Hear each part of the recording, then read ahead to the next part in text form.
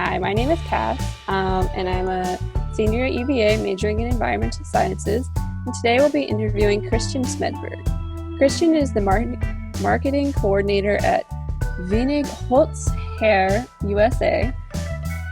Wenig Holz Hair USA is an AWFS member company.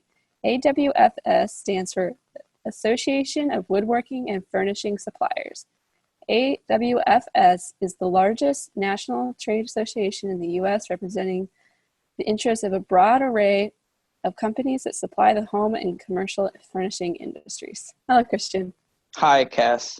How are you? I'm fine, thanks. And here in the U.S., we just pronounce it Weinigholzer, but that was a good German pronunciation. Yeah. Yeah. All right, if you want to get started, could you describe what your typical workday entails? Sure. I mean, many of them are unique to different projects that are going on. But being in marketing, what I mainly do is check up on various campaigns and marketing projects that we have currently in our pipeline. This could consist of digital ad campaigns, email marketing campaigns, or digital advertising, whether it be AdWords or on or various other types of display ads. And then also check to see what kind of sales activities are happening throughout the country with our sales team, and how that relates to the marketing efforts, making sure that there is a, I guess you could call it, direct relationship between the marketing activities and the sales activities that are happening. So, yeah. What were your first few years in your career like?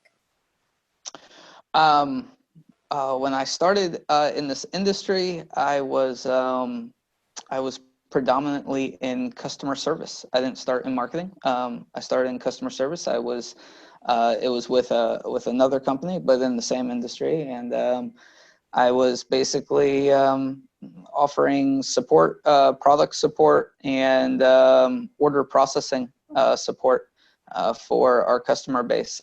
And I did not have much prior knowledge to the industry, but at the time I was still in school, and it was a good foot in the door into this industry. Cool.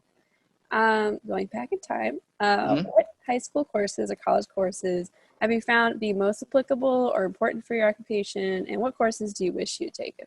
Oh man, actually, I wish I took a lot of courses that I didn't take, and at this point, I have no plans on going back to school. So it's a lost opportunity, I guess. But I'll start with courses that I did take that I actually remember a lot of the information and use it on a pretty regular basis. I did take a few CAD courses and drafting courses while I was in school, and I really liked those. At the time, they weren't really relevant to what I was interested in.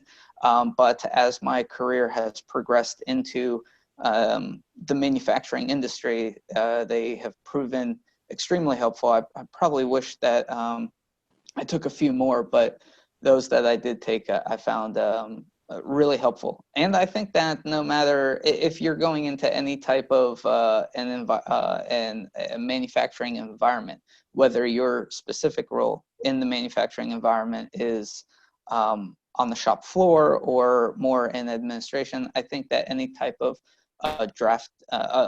understanding of drafting would be very beneficial. So that was good.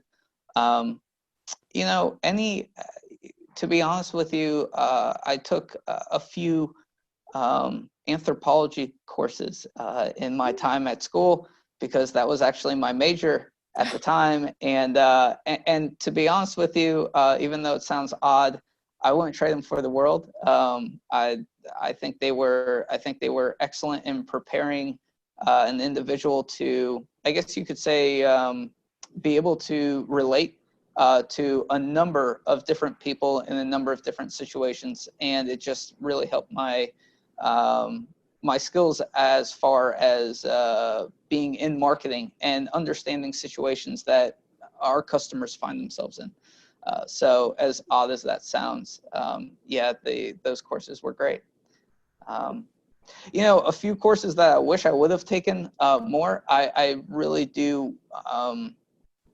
I really do regret not taking more business administration courses, whether it be like macroeconomics or, you know, even basic accounting classes. I think that would have been extremely helpful for, you know, just being able to put together budgets and put together ROI plans for various marketing campaigns that I kind of had to learn on the fly once in the industry. So that would have been helpful, and probably also kind of odd too, but I wish I took some more creative writing classes. You know, generating content is so key to marketing now that if you're not used to it, it can be a huge time suck. And, you know, for someone who's not used to writing on a regular basis, or someone who's just used to writing 3-sentence emails, to sit down and try to write out an article could seriously take all day, just because you're not used to it. And that's the only reason. It's not because you don't have the ideas or anything like that. It's just because you don't know how to craft that kind of content. So that would have been very, very helpful. I mean, I remember when I started creating content in the woodworking industry, it was probably 10 years ago, and I realized really quickly that I was not good at it, mainly because like my only frame of reference to like writing an article was like some middle school English class that I took, and I was like, well, that was way too long ago. So yeah, that would have been really helpful as well. Yeah, I just took a creative writing class and can recommend. Yeah, absolutely, right. All right. So, what part-time jobs, apprenticeships, internships, or extracurricular activities would best prepare you for this kind of occupation?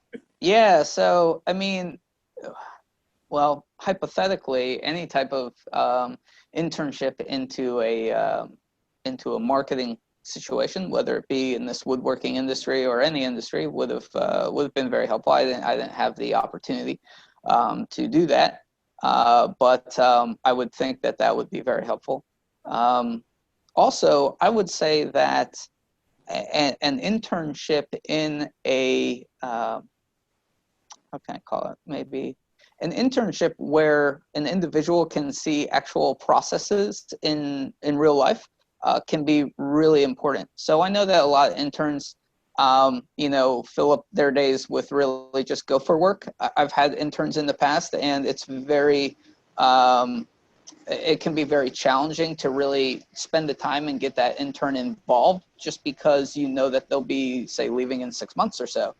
But if an intern can find an internship where they can actually be part of a process and understand what happens in a project flow before them, during them, and then after them, I think that would be really beneficial for them then to go into a work environment and be able to understand the whole picture. Because when you come into an organization, I think one of the worst things, or one of the worst mindsets you can come into an organization with, is thinking to yourself that that you are siloed and that you only have one specific task, and you do it each day, and then you go home and that is your career. Is The sooner you can break out of that thinking, the better. I mean, even if it's your first job and it's your second week on the job, to try to understand what role you're playing in a process, because really business is just a whole bunch of connected processes. And so once you understand what role you play in that process and understand what comes before you and what comes after you, it helps you do your part a whole lot better. So that I would recommend any kind of internship, any kind of part-time job, anything like that, where you can see that. Awesome. Moving on to your organization, what are the benefits of being a member of AWFS? Well, AWFS has has great educational networking opportunities. They put on a great trade fair every 2 years, and you know, with the woodworking industry, I think associations like AWFS are extremely important, because in a manufacturing environment, you need to be able to get away from your manufacturing ideas and be able to see what else is out there. And that's not the easiest thing to do, especially when you have when manufacturers have a shop that they're trying to run, or like us, a machinery supplier, when we have you know, a full sales network, and we have inventory of machines, and we have technicians, and we have all this stuff going on. It's really hard to break out of that and see, okay, well, what are new trends, or what you know, how are we educating the younger generation to come on board as far as this industry. I think the woodworking industry specifically is a older generation industry. Not to mean that it's going to die out, but what I mean by that is that I think it attracts an older generation. And so therefore, when we are in it, we see that. We see the older generation, and associations like AWFS are able to go around the country and really pay attention to the younger generation, the folks that may not even be in the industry yet, but will be soon. And so it's important for us to keep in tune with the association, so we know what's going on the ground outside of our environment. Awesome. Can you tell me a little bit more about the networking and education opportunities offered by AWFS? Sure. Well, I mean, I hope I can, but you know, their full array of opportunities that they offer are online. They have a great staff that's based out of California. That, I mean, that's their job, is to really be able to spread the word about what AWFS does. But you know, as far as my use of the association in the past, we've been able to glean a lot of information from them, like I said, about what's happening to educate people in the woodworking industry. I think that that they do a phenomenal job of keeping tabs on various organizations throughout the country that are helping high school students, and even, you know, after high school students, preparing them not just for woodworking, because I think that's kind of a misnomer, but really for a more advanced manufacturing environment. So, and what I mean by that is the use of various integrated machinery, and putting together a manufacturing environment that uses technology to help the flow and become more efficient. A lot of that has to do with the machinery, the equipment that a shop uses. I think AWFS keeps a great tab on the newest technology in the woodworking manufacturing space, and then will actually teach the younger generation about that. So I think they do that quite well. They also hold various networking events, and as I said, the trade fair that they put on every 2 years is a great asset for this industry. Awesome. What is the most surprising thing you found about your job? Oh, wow, that's a good question. I would say that